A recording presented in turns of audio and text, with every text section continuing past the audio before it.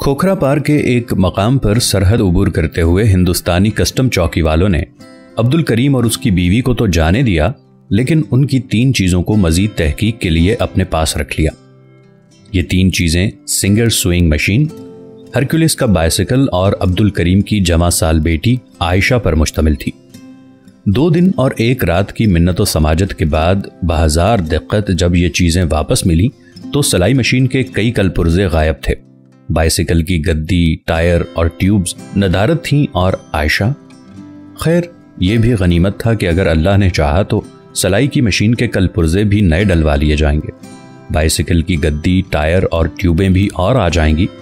और आयशा का भी अल्लाह मालिक है। अब्दुल करीम को जो ईमान गैब की पुरस्रार ताकतों पर था, इसमें आज मामूल से बहुत ज्यादा कशफ की कैफियत झलक रही थी। जब वो रेलवे स्टेशन पर पहुंचे तो मुकामी वॉलंटियर्स ने उन्हें गोश्त के सालन का एक प्याला और 4 ताज़ा ताज़ा नान खाने को दिए। सफ़ेद सफ़ेद नर्म नर्म सूंधे सूंधे नान देखकर अब्दुल करीम ने अपनी बीवी की रान पर चोरी से चुटकी भरी और सरगोशी में कहा, मैंने कहा आयशा की माँ, देखती हो क्या खालिस और करारे नान है। इस साल बम्बई में क्या पड़ा था, 4 बरस से सुथरे आटे की सूरत को तरस गए थे। वाह, क्या मक्खन के पेड़े पैदा किए हैं मेरे मौला ने।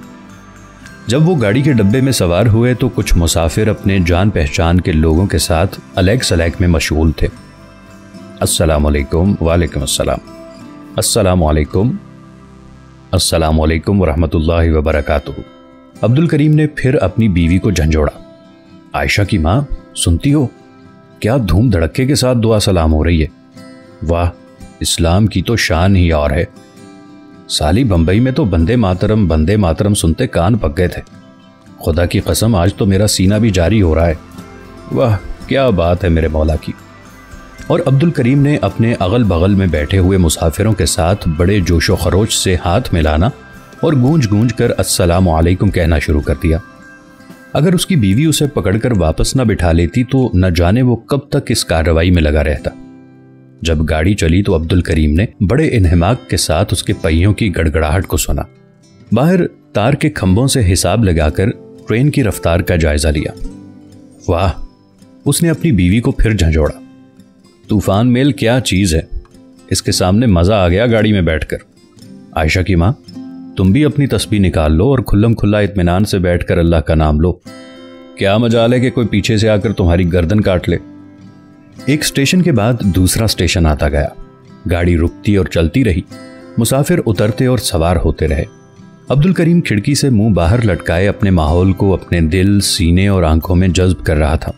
साफ सुथरी वर्दी वाला गार्ड, जिसके सर पर जिना कैप, हाथ में सब्ज और सुर्ख झंडियां और मुंह में सीटी थी, प्लेटफॉर्म्स पर चीलों की तरह झपटते हुए कुली, भिनभिनाती हुई मक्खियों से लदे हुए मिठाइयों और खानों के खांचे, बाहर हद तक फैले हुए मैदान, इक्का दुक्का गांव के कच्चे पक्के मकानों से निकलता हुआ धुआं, जौहड़ों पर पानी भरती हुई कपड़े धोती हुई औरतें, गर्दो गुबार में अटे हुए नंग धड़ंग बच्चे, आसमान की तरफ मुंह उठा उठाकर रोते हुए कुत्ते, बिल्लियां, गिद्ध, कहीं कहीं किसी गाय या बैल या भैंस की सड़ी हुई मुताफन लाश।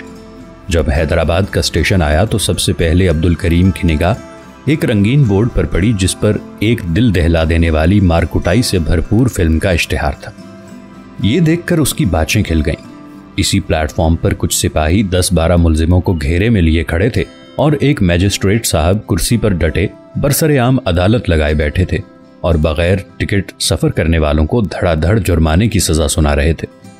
सरकार का ये रोब दाब देखकर अब्दुल करीम बड़ा मुतासिर हुआ और उसने हस्बे मामूल अपनी बीवी की तवज्जो उस तरफ मुनातिफ करने के लिए उसकी रान पर चुटकी ली। आयशा की माँ, इंतज़ाम हो तो ऐसा, सारे बंबई में किसी टिकट बाबू की मजाल है कि बगैर टिकट वालों को रोक टोक करे। वाह, हुकूमत का सलीका भी मुसलमानों के खून ही में है। मैं तो पहले ही कहता था कि ये लाला लोगों के बस का नहीं है। आयशा की माँ बड़ी दिलजमी से सीट पर उकड़ों बैठी थी। उसने अपनी गठड़ी पर 1001 मनकों वाली तस्बीह निकाल ली थी और अब बड़े इन्हमाक से उस पर अल्लाह ताला के 99 नामों का विर्द करने में मशगूल थी। आयशा बेटी, अब्दुल करीम ने अपनी बेटी को पुकारा। देखती हूँ अपने अम्मा के ठाठ, क्या बात है अपने वतन की। बेटी, इस काले संदूक से मेरी टोपी भी तो निकाल दो जरा। اب یہاں کس سالے کا ڈر ہے؟ عائشہ نے میکانکی طور پر صندوق کھولا اور ٹوپی نکال کر اپنے باپ کے حوالے کی۔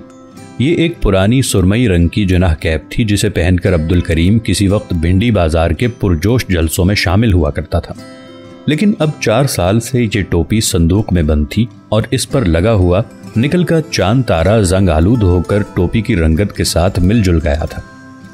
ٹوپی اوڑھ کر عبد الکریم سینہ تن کر بیٹھ گیا اور کھڑکی سے باہر اڑتی ہوئی گرد کو دیکھنے لگا۔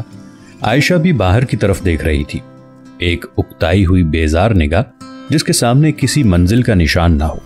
وہ بار بار کوشش کرتی تھی کہ دل ہی دل میں دعائے گنجل عرش کا ورد کرے۔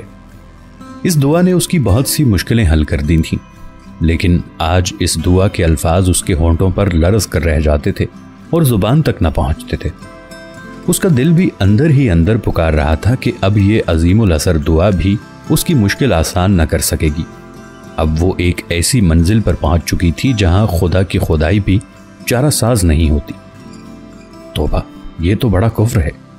خدا کی ذات تو قادر مطلق ہے، اگر وہ چاہے تو گردش ایام کا رخ پیچھے کی طرف موڑ دے اور زمانے کو اثر نو اس لمحے شروع کر دے جب عائشہ ابھی کھوکھرا پار کے قریب ہندوستانی کسٹم چوکی پر نہ پہنچی تھی۔